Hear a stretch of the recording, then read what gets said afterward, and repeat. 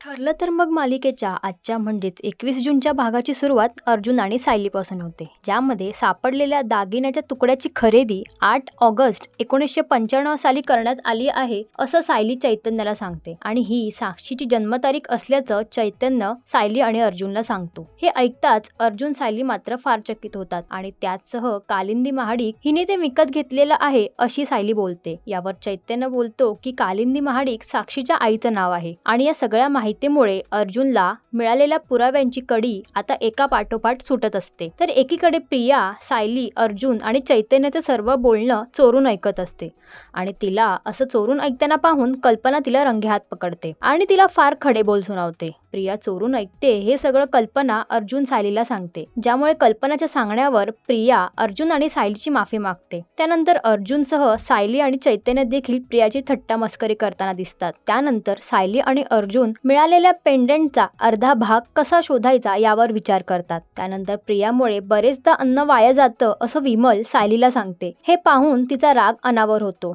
ज्यामुळे ती अन्न वाया गेल्यामुळे संपूर्ण घरासमोर प्रियाला धडा शिकवते। तर उद्याच्या भागात सायली तिचा वेश बदलून साक्षीच्या घरी जाते, तर सायली त्या पेंडंटचा अर्धा भाग साक्षीच्या घरातून शोधून काढेल का हे पाहण्यासाठी इट्स मज्जा मराठी या यूट्यूब चॅनलला लाईक आणि सबस्क्राईब करायला विसरू नका।